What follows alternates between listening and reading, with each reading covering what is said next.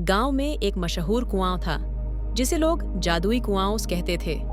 कहा जाता था कि जो भी उसमें सिक्का डालकर कोई मुराद मांगता उसकी इच्छा पूरी हो जाती थी। लेकिन बुजुर्गों की एक चेतावनी भी थी, अगर कोई लालच करेगा तो कुएं की सजा से बच नहीं पाएगा। मोटू और पतलू इस कहानी को सुनकर बड़े उत्साहित हो गए। मोटू खाने का बहुत शौकीन था और उसे जैसे ही जादुई कुएं के बारे में पता चला उसकी आंखों में चमक आ गई।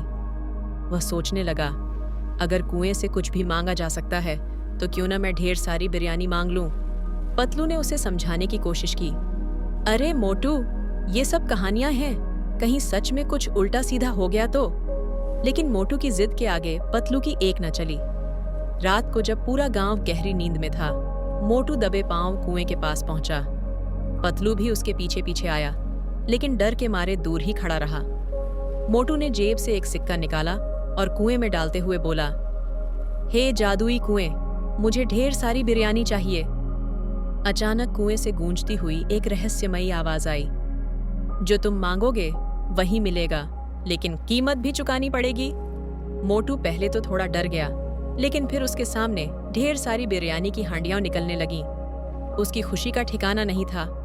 वाह, ये कुआं तो सच में जादुई है।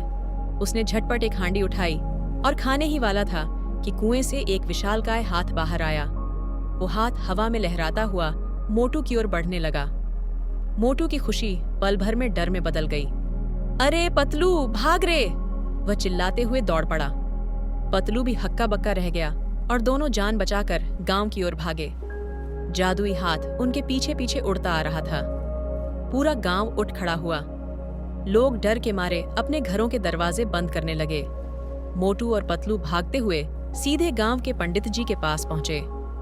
पंडित जी ने आंखें बंद की और कुछ सोचा, फिर बोले, ये कुआं सिर्फ अच्छे लोगों की इच्छाएं पूरी करता है, जो लालच करता है उसे सजा देता है। मोटू हांफते हुए बोला, पंडित जी, मुझसे गलती हो गई, मैं लालच में पड़ गया, लेकिन अब मैं सच में डर गया हूँ, इस जादुई हाथ से बचाओ।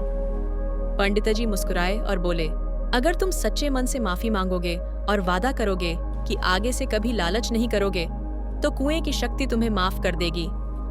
मोटू ने तुरंत हाथ जोड़ लिए। हे जादुई कुएं, मुझसे गलती हो गई, मुझे माफ कर दो। मैं कभी लालच नहीं करूंगा और मेहनत की कमाई से ही खाऊंगा। जैसे ही उसने सच्चे दिल से ये कहा, जादुई हाथ अचानक रुक गया। हवा में कुछ देर तक कांपता रहा और फिर धुएं में बदलकर गायब हो गया। कुएं से एक भारी आवाज आई, गलती मानने वाले को माफ किया जाता है, लेकिन दोबारा ऐसी गलती मत करना। मोटू और पतलू ने राहत की सांस ली। गांव के लोग भी अपने घरों से बाहर आ गए और सबने मिलकर पंडित जी को धन्यवाद दिया। मगर कहानी यहीं खत्म नहीं हुई। मोटू के सामने अभी भी ढेर सारी बिरयानी की हांडियां रखी थीं। उसकी आंखें चमक उठीं। अरे, हाथ तो चला गया, लेकिन बिरयानी तो बच गई।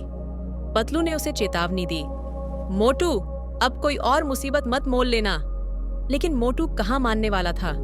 उसने झटपट एक हांडी खोली और जैसे ही पहला निवाला मुंह में डाला, उसकी शक्ल अचानक अजीब हो गई।